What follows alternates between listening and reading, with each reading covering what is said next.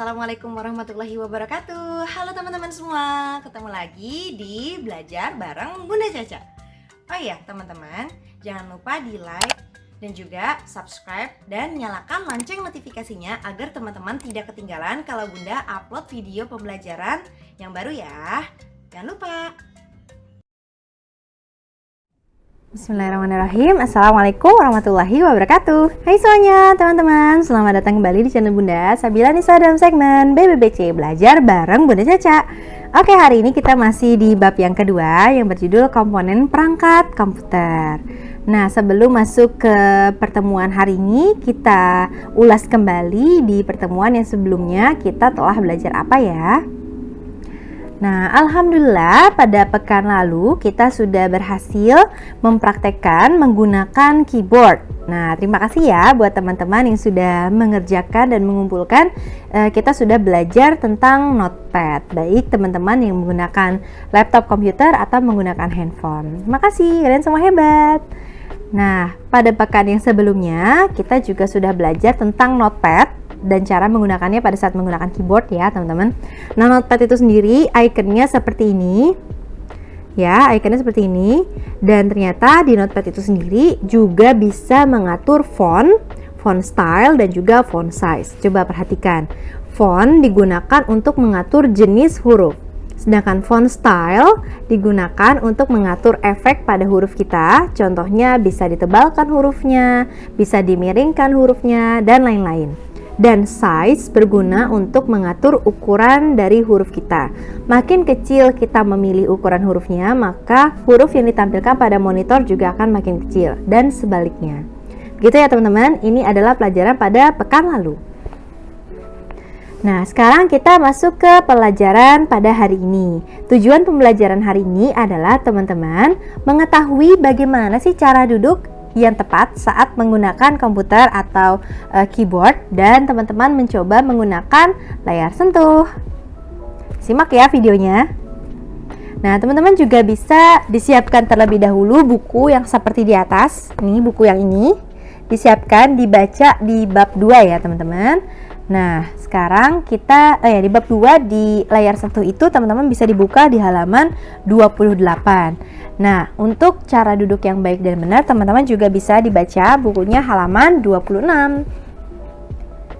Dibaca ya bukunya sambil disimak video penjelasan dari Bunda. Oke, kita masuk ke pembelajaran hari ini. Nah, posisi duduk yang benar adalah posisi yang tegak. Nah, tidak bungkuk, juga tidak terlalu bersandar seperti itu ya. Jadi duduknya itu tegak.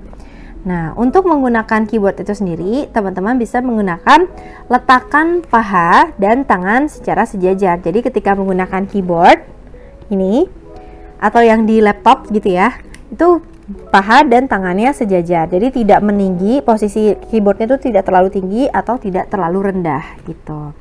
Nah, menggunakan mouse juga ada aturannya. Jadi kita tidak pegel gitu ya, tidak mudah pegel tangannya.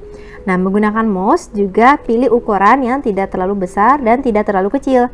Ini mouse ya, jadi disesuaikan dengan genggaman tangan teman-teman. Tuh. Dan itu tadi ya, tangan sejajar dengan keyboard. Nah, inilah beberapa cara untuk cara menggunakan komputer, cara duduk saat menggunakan komputer.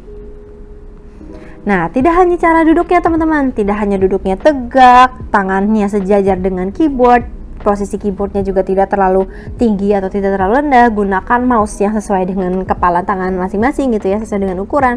Tapi juga kita harus memperhatikan jarak mata. Nah, teman-teman, jarak mata pada saat menggunakan komputer itu harus diperhatikan.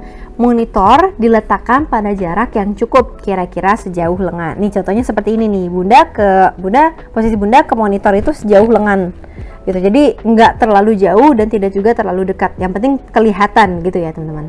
Nah, tidak terlalu dekat dalam melihat monitor. Jarak mata dengan monitor juga harus diatur dengan baik. Karena radiasi yang terdapat pada komputer itu dapat merusak mata kita. Begitu juga dengan smartphone atau telepon pintar punya teman-teman. Nah, jadi ketika menggunakan handphone atau smartphone nih, perhatikan matanya, tidak boleh terlalu dekat. Karena itu akan merusak mata teman-teman. Oke, selanjutnya teman-teman jangan mengoperasikan komputer sambil tengkurap ya, karena posisi badan ini akan membuat punggung teman-teman akan terasa pegal dan lama-kelamaan akan membuat tulang punggung teman-teman menjadi bengkok.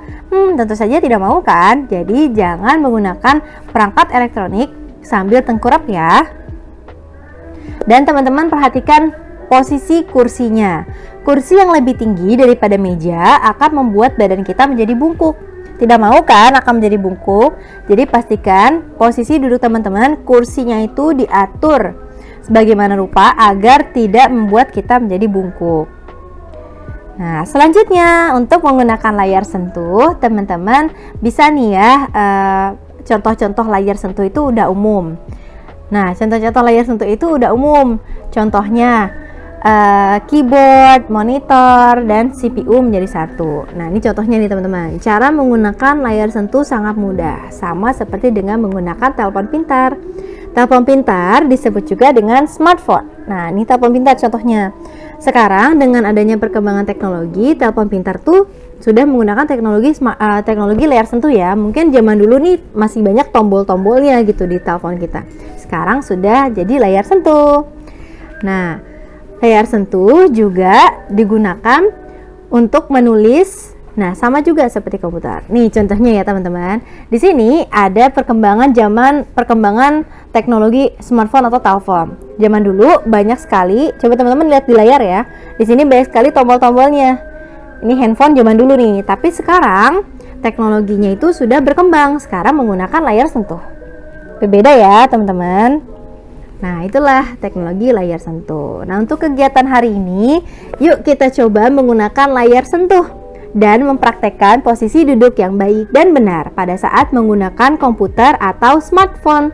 Nah, ketika teman-teman sudah mencobanya, silakan difotokan lalu dikirim ke Google Form ya. Insya Allah ini mudah banget dan dibiasakan teman-teman ketika menggunakan telepon seluler, smartphone, atau menggunakan komputer duduknya itu tegak. Oke teman-teman? Nah, bagaimana sih cara mengumpulkannya?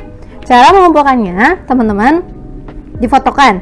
Ketika teman-teman menggunakan layar sentuh, contohnya menggunakan handphone, kalian bisa membuka aplikasi edukasi contohnya, atau membuka WhatsApp, atau membuka Google Classroom, seperti itu.